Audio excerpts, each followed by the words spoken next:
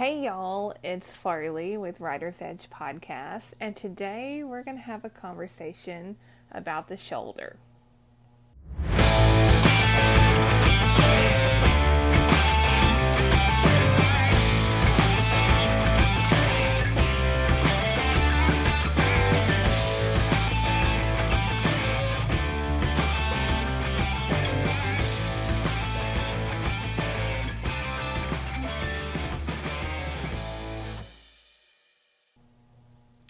So, if you're a roper, or you are married to a roper, or you are kin to a roper, or you have shoulder issues yourself, you're going to want to listen to our little chat today.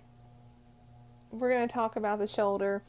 We're going to talk about the shoulder mainly in context of roping, but it's also going to be very applicable to riding in general. And if you have a shoulder issue from something else going on, you're going to want to chat. You're going to want to chat about that too and listen to our chat about it. So here we go. So the shoulder is a very interesting joint. The shoulder is the most mobile joint in the body, which means it's the least stable joint in the body. If we look at the anatomy of the shoulder, it's mainly held together by muscles and soft tissue. It's held together by your rotator cuff or rotary cuff, whichever you prefer. It is actually rotator cuff. I am trying to give you some PT humor today. Oh, another classic case of Farrell thinks she's funnier than she is. So the shoulder has actually 3 joints in it. It has a joint from where your collarbone attaches over to the front of your shoulder at what is called the AC joint. If you run your fingers along the collarbone and then come off the bottom of it, there's a little pointy thing that's usually pretty uncomfortable if you put your finger kind of deep in there. And that's kind of where your AC joint is. You have your glenoid humeral joint, and that is the main joint of where the head of the humerus, the head of your arm, goes into the socket of the glenoid cavity. So that is where the actual ball and socket joint is. It has a labrum on the socket part of the joint, and that acts as a suction cup, kind of, to keep the humerus, the head of the humerus, in there. So if you hear of people who have torn their labrum, and that's very painful and can lead to instability of the shoulder, depending upon that tear. And that instability is there because, like I just said, it's the suction cup of your joint to kind of keep everything in there. So when that happens, that is definitely a surgical fix. The other joint, the third joint of the shoulder, is your shoulder blade on your rib cage. So your shoulder blade's called the scapula in medical speak, and so it's your scapular thoracic joint. So the shoulder blade has degrees of movement it has to do for your glenoid humeral joint to move properly. So there's a lot of muscles around and attaching through the shoulder blade too. They need to be stronger for everything to work right.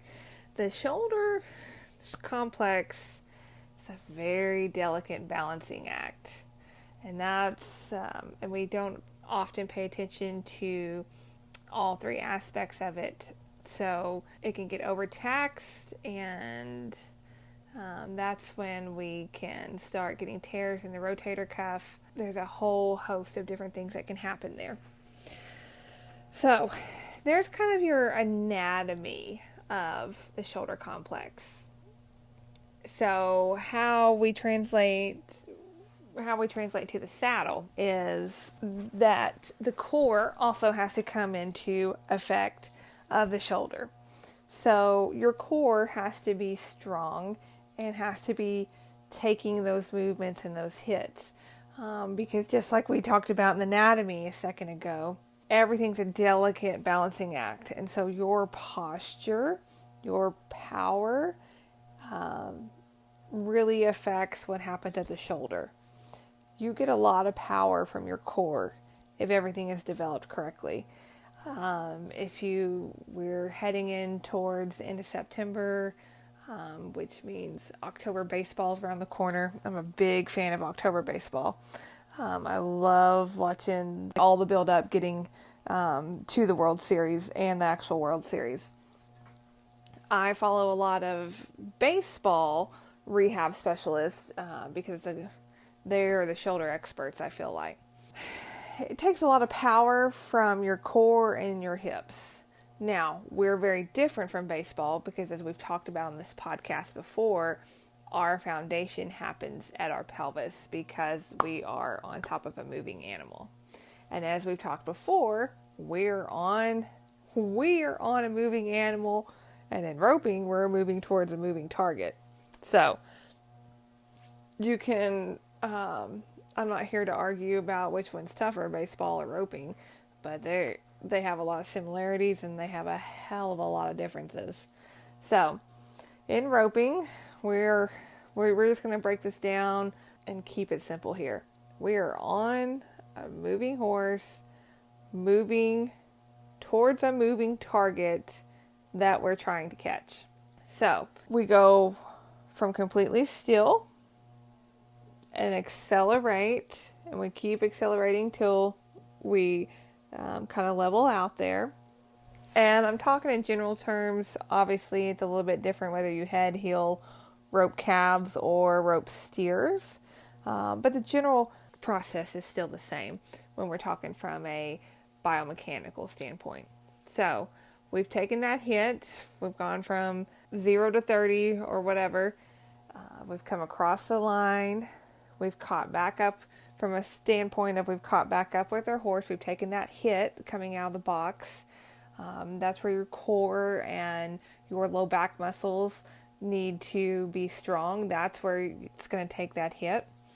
We've talked about it before. Less strong riders or more novice riders may benefit from holding on to the horn as they're gaining their strength and gaining experience. That way you are not holding on your horse's head and causing a lot of issues.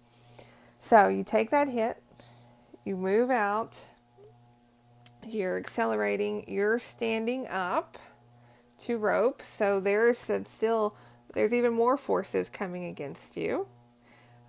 You're guiding your horse, you're standing up to rope. And then you've got to get all your mechanics of your roping correct. You've got to get your tip where it needs to be, the plane of the rope out there. So you're trying to get all the mechanics going well of swinging your rope while you are still having forces fighting against you as everybody is moving forward quickly. So I'm hoping I'm drawing a picture for you, breaking it down of when you think about it that way, there's a lot of things going on, and there's a lot of strength and training that we need to do to get better, rope better, perform better for our horses, take a little bit of the hit off of our horses, and overall keep ourselves healthy for the longevity of the sport. Because the great thing about roping is roping on the whole, you can do your whole life.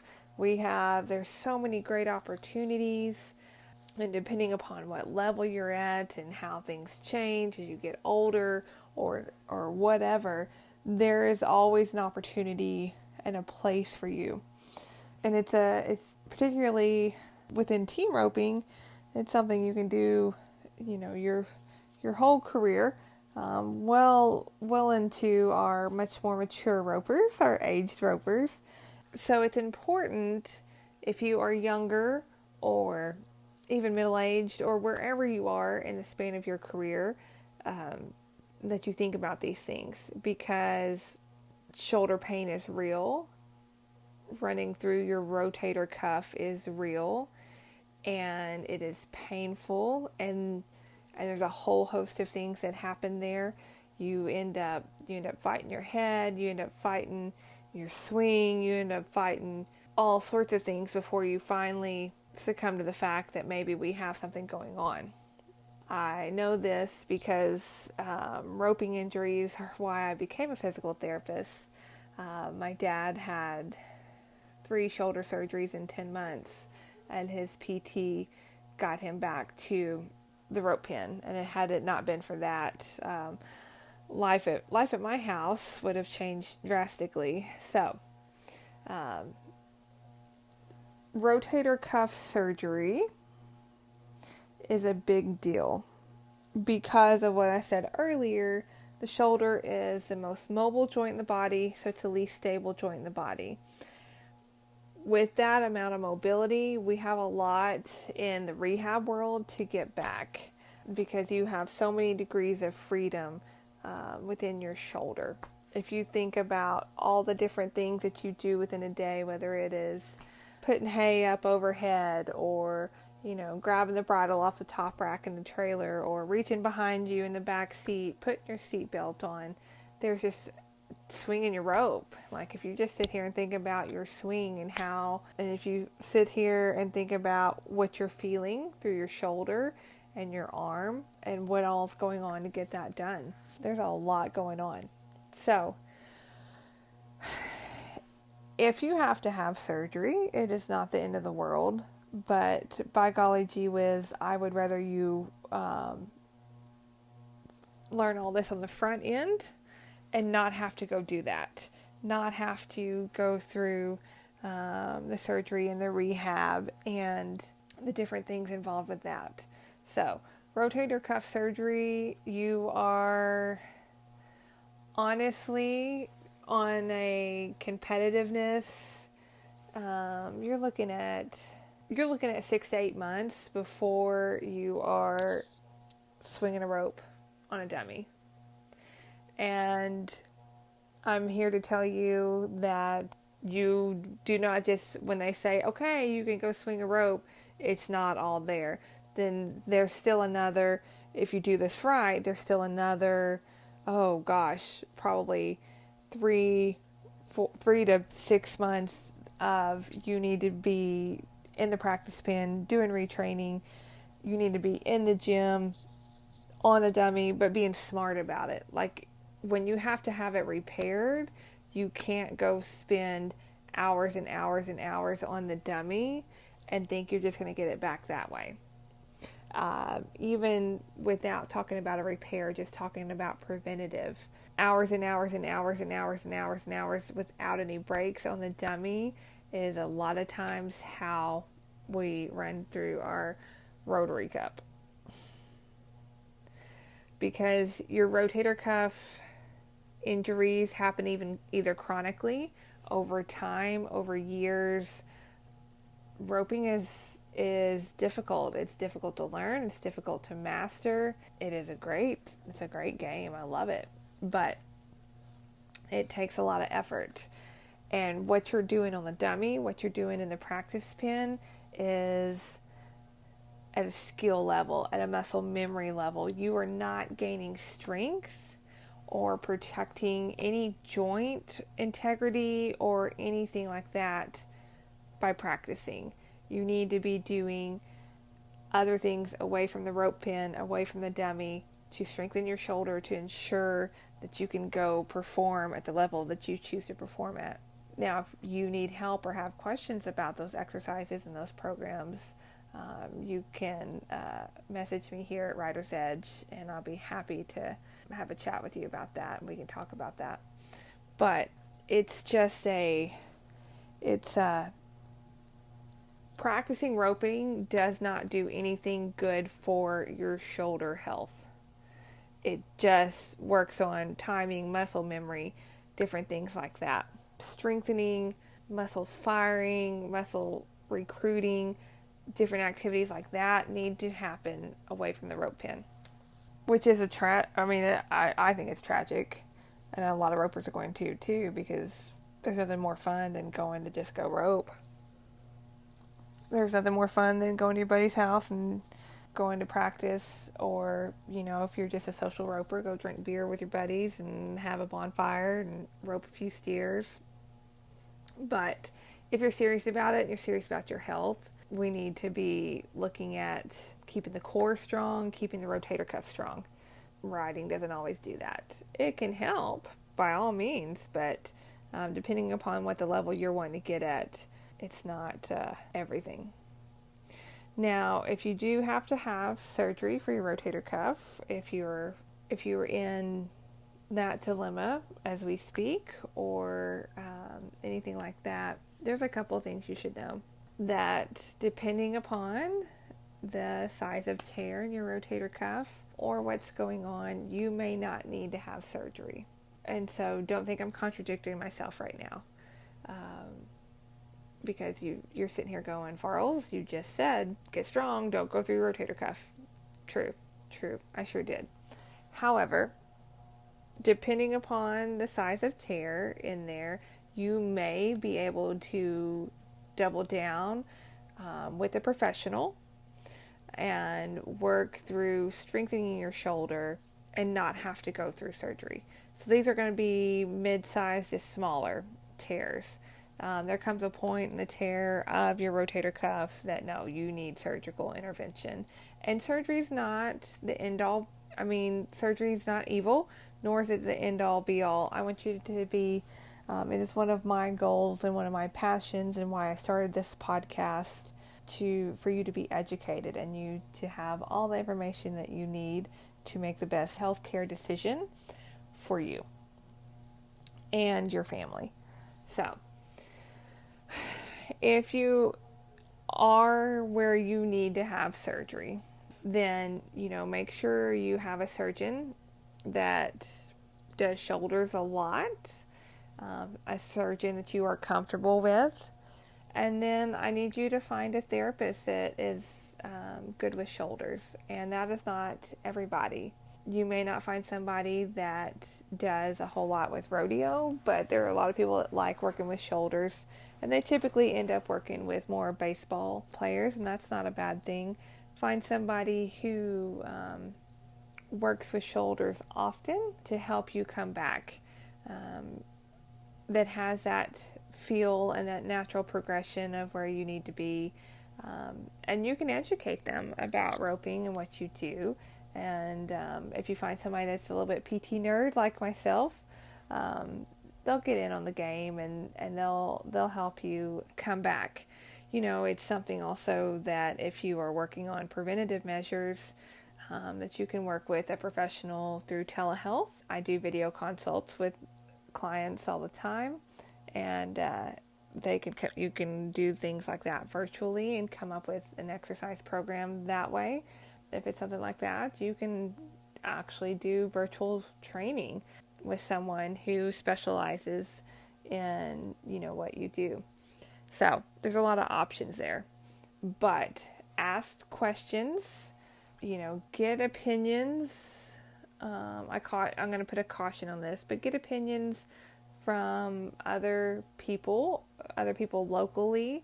But take everything with a grain of salt and try to see where they're coming from with their opinions on who's the best and who you should use and who you shouldn't use. And don't be afraid to travel.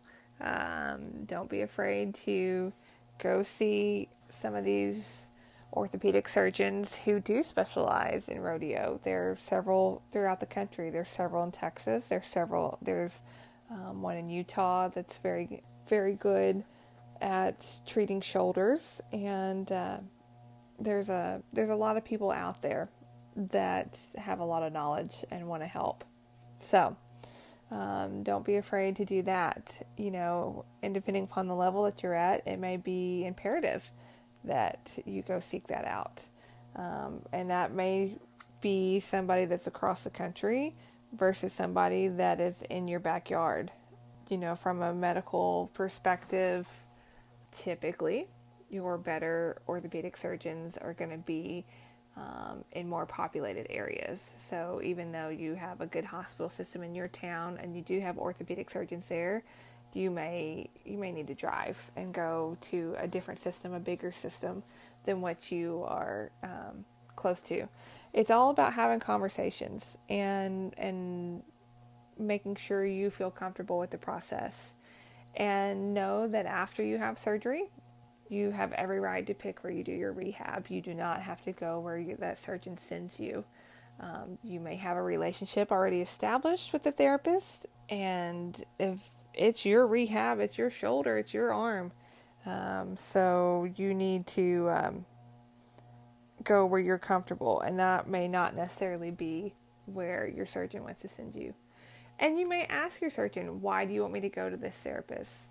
What is it about this that will help me more? And have those conversations. Don't be afraid to ask questions and have conversations. And if somebody's unwilling to do that, on to the next one, old son. Find somebody who will, until you're comfortable and happy with where everything's at. So I hope all of this was helpful today and give you a little bit of insight. We'll talk about the shoulder more and what we can do to help it and change it and everything. But to kind of summarize today, the shoulder is it's a complicated joint. It's a complex joint, and you need good core strength and stability, along with good shoulder strength and stability. That's through your rotator cuff. It's also through your scapular stabilizers. We didn't touch on them a whole lot, but it's the muscles around the shoulder blade that kind of connect on the thoracic spine there and go out and across your back. That they help move that shoulder blade in the correct amount of rhythm, amount of degrees of movement that your shoulder blade needs. That ensures that your arm, your shoulder works properly. So it's all a bunch of biomechanics with some physics in there on how we move. So just some kind of food for thought for you guys, for you ropers out there. It pains me to see ropers go through their rotator cuff when I know they don't have to. It even pains me to see new guys who need the riding stability and the riding wherewithal before they go pick up a rope. So, and that's hard because roping's so much fun. I just let's go load the steers and let's go rope. But it's a global problem that I really hope to help educate people so that they can enjoy this great sport a lot longer with less pain and less medical bills and less time out of the saddle. So I hope you have enjoyed today's episode. If you have any questions about anything going on with your riding, shoulder health, roping, anything like that, please feel free to message me. Probably the fastest way to do that is to go to the website, ridersedgetherapy.com. Send me a message and I'll be happy to help you in any way that I can.